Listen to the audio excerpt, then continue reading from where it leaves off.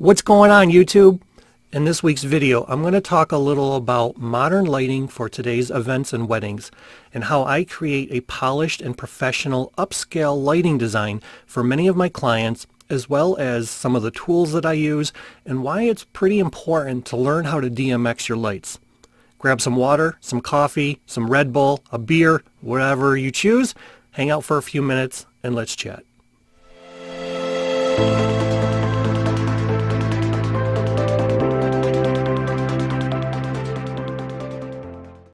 Yo, welcome back to the channel, everybody.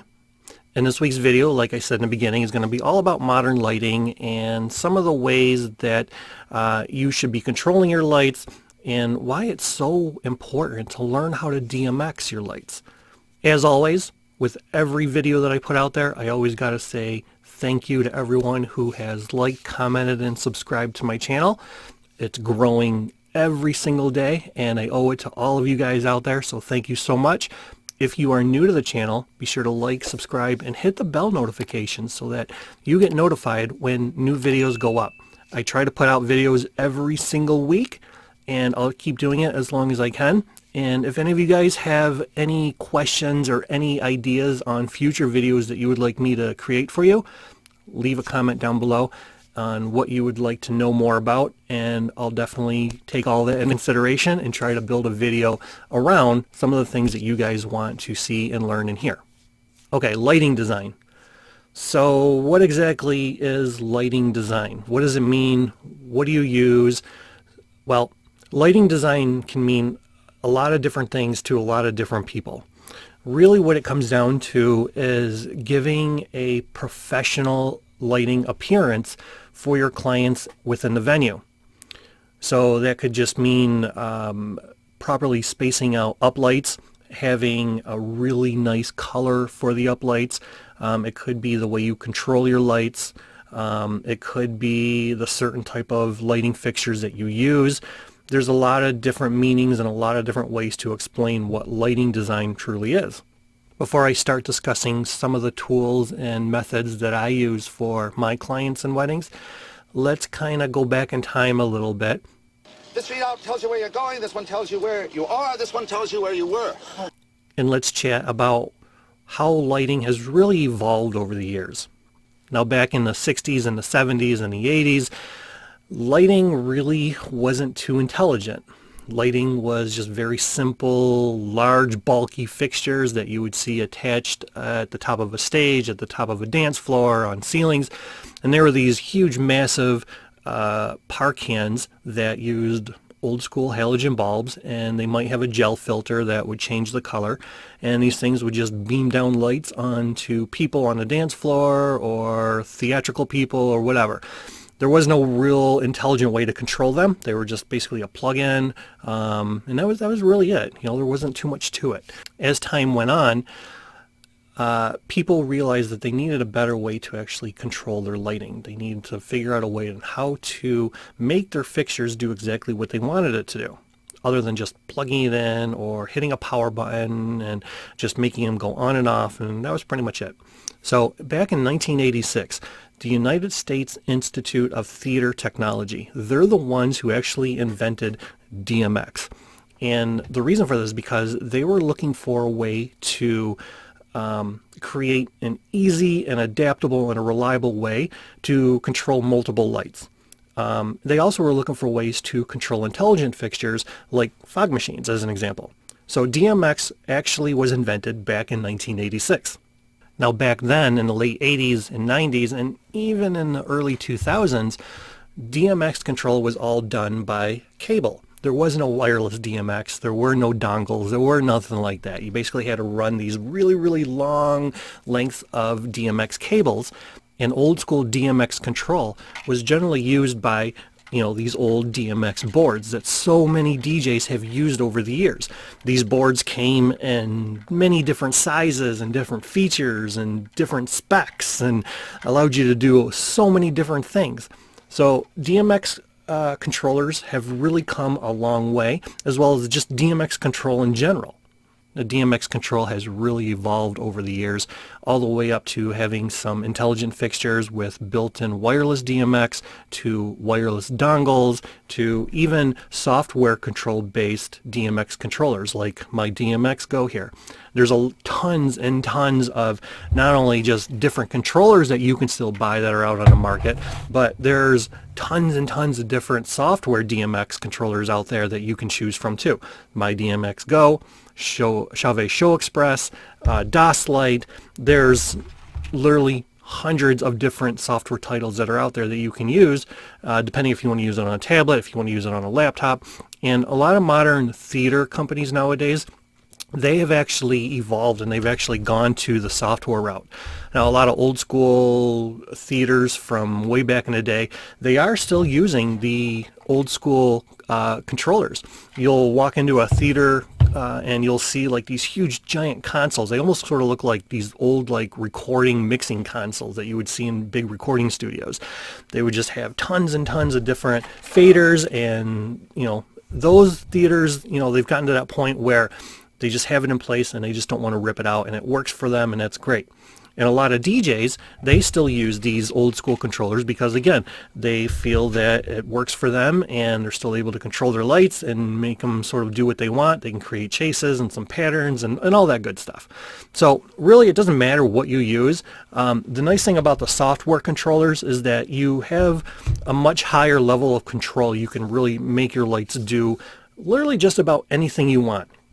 And the really cool thing too is that you can actually create light programs to make your lights dance or go to a certain song. So let's say you want to build up energy, or you just want to create like this really, really cool atmosphere during a specific song, and software controllers will allow you to do that. So now that we got a little bit of the history lesson out of the way and how DMX has started and how it evolved and the different types of tools that are out there to use it, let's talk about why maybe you should DMX your lights. Now, when it comes to your lighting fixtures, you really have a couple different options on the way they operate and work. You can just set them down and leave them on static and they don't do anything, like uplights as an example. Or you can put them on sound active, which I don't recommend because sound active, really what it is just throwing light puke all over the place. You're not controlling them. You're not telling your lights what you want them to do. They're just going erratic, going crazy, just throwing light literally all over the walls, all over the dance floor, all over people's faces. And it just does not look that good.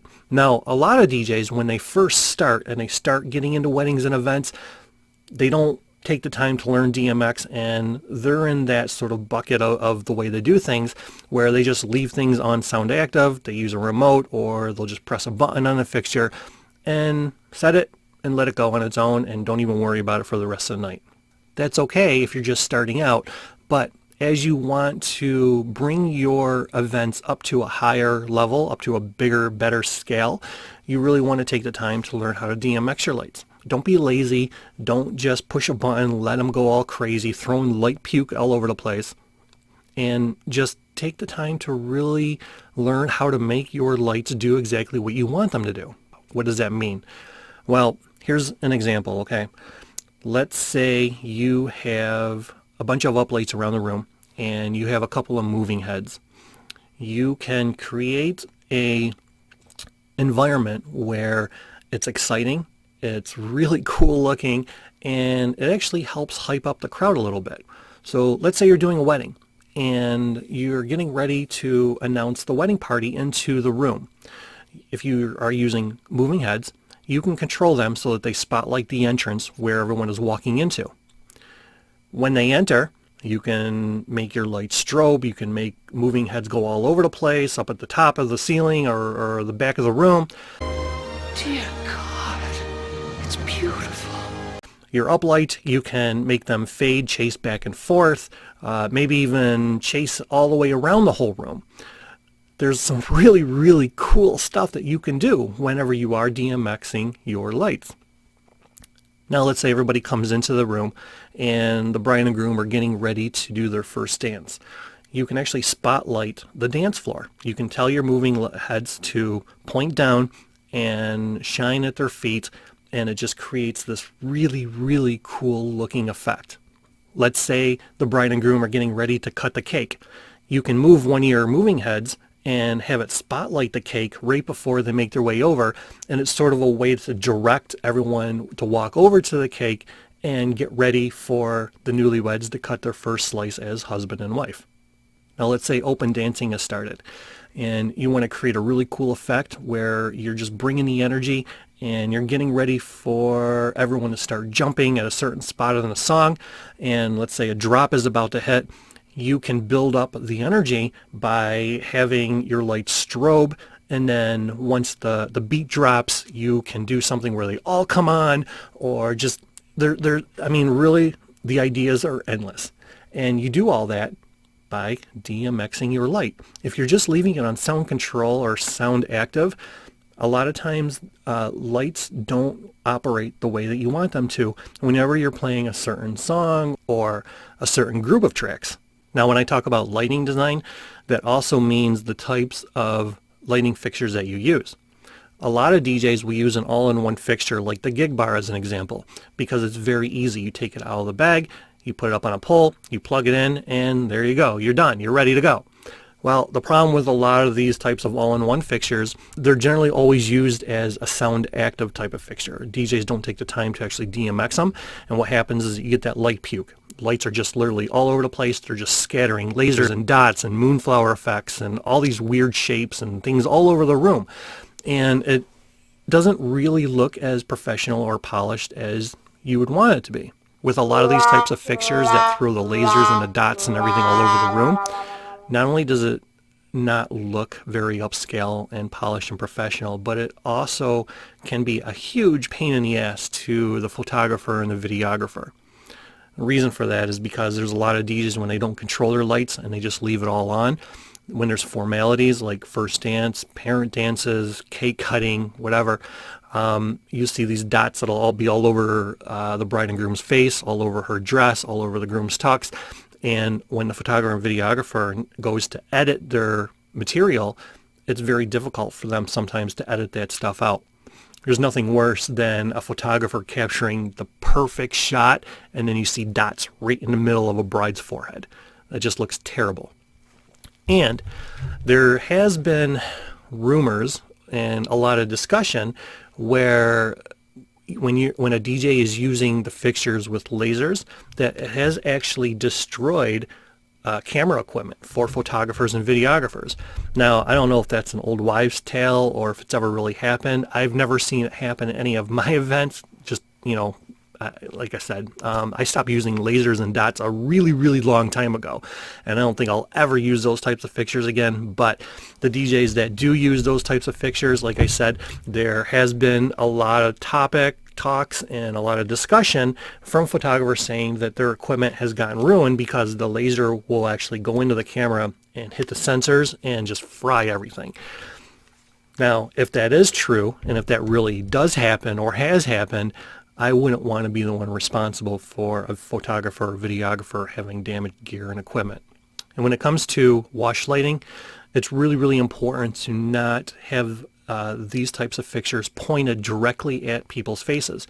And a lot of DJs will have these really, really bright fixtures and they'll have them pointed down. That's okay, but the best is really to have your fixtures pointed up towards the ceiling. If you're having them pointed directly at people as they're dancing, it's very, very bright, and you blind the hell out of people because these fixtures are just so bright. And if you're just leaving them on sound active mode, these things are just strobing and going crazy and wild, and people they can't really have as good of a time as they want because it's so bright and it's just right in their face. So not only when it comes to lighting design, it's important to not just control your lights and make them do what you want them to do, but it's also important to how you space and where you actually put your lighting fixtures at.